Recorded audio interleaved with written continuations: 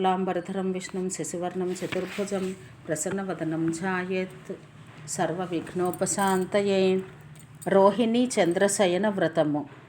భీష్ముడు పలికెను: జన్మజన్మల్లోనూ దీర్ఘాయువు, ఆరోగ్యము, కులాభివృద్ధిని, మంచి రూపము కలిగించే చల్లని కిరణములు వాని వ్రతమును చెప్పుము.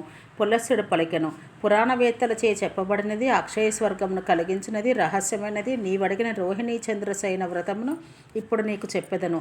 ఈ వ్రతం చేయువాడు చంద్రుని నామములతో నారాయణుని పూజించవలను. పూర్ణిమా తిథితో సోమవారం లేదా బ్రహ్మ నక్షత్రం కలిసి వచ్చిన నాడు పంచగవ్యంతో ఆవాలతోనూ స్నానం చేయవలను. అప్యాయస్య అను మంత్రంను 108 మార్లు జపించవలను. పాషాండుల సాంగత్యం లేని శూద్రుడు కూడా భక్తితో సోమునికి, సోమసేనుకి, వరదునికి, విష్ణువుకి నా నమస్కారములని పదే పదే చెప్పవలను. ఈ విధంగా జపం చేసి ఇంటికి వచ్చి చంద్రుని నామములు చెబుతూ ఫలపుష్పములతో మధుసూదనుని పూజించవలను. కౌమోదవన ప్రియునికి నా నమస్కారములను చెప్పి హాసమును పూజించవలను. సోమునికి, శాంతునికి నా నమస్కారములను చెప్పి పాదమును పూజించవలను. అనంతధామునికి నా నమస్కారములు అని చెప్పి జానువులు పూజించవలను. జలోదరునికి నా నమస్కారములను చెప్పి ఊరువులు పూజించవలను. అనంగధామునికి నా నమస్కారములు అని చెప్పి గుహ్యమును పూజించవలను. శశాంకుని అర్చిస్తూ కామసుఖప్రదునికి నా నమస్కారములు అని చెప్పి నడమును పూజించవలను. అమృతోధరునికి నా నమస్కారములు అని చెప్పి ఉదరం పూజించవలను.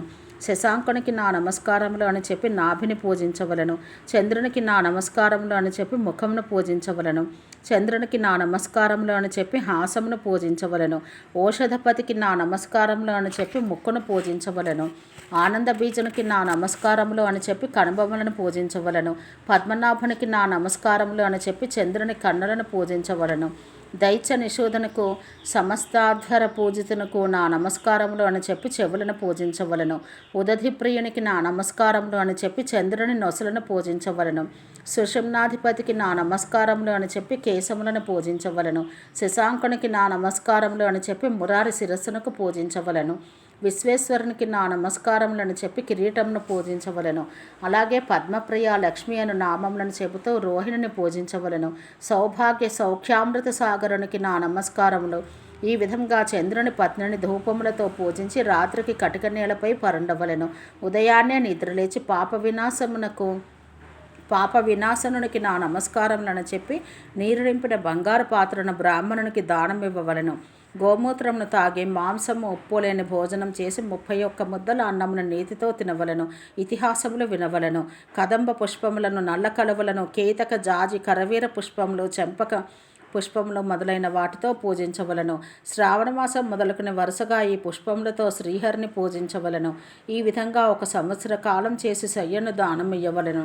6 అంగుళముల చంద్రుని మూర్తిని, 4 అంగుళముల రోహిణీ మూర్తిని బంగారముతో చేయించి వాటిని పాలను నింపిన పాత్రలో ఉంచి బ్రాహ్మణునికి కంచుపాత్రతోనూ, శాలిధాన్యంతోనూ, చెరుకుతోనూ మంత్రపూర్వకంగా దానం ఇవ్వవలను.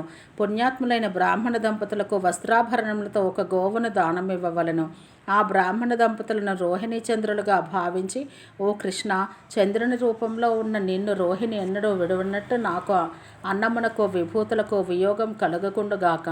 ఓ చంద్ర, నీ అందు దృఢమైన భక్తి కలిగిన నాకు ఆనందమును, ముక్తిని సదా ప్రసాదింతువుగాక అని చెప్పి దానం ఇయ్యవలను. ఇలా చేయటం వలన మంచి రూపమును, ఆయురారోగ్యములను పొందును. 3 కల్పముల కాలం త్రిలోకాధిపత్యం పొంది చంద్రలోకమునకు వెళ్ళును. రోహిణి చంద్రశయన వ్రతం సర్వపుణ్య ఫలములను కలిగించును. దీన్ని చెప్పువాడు, వినువాడు విష్ణులోకమును పొంది దేవతలచే పూజించబడును.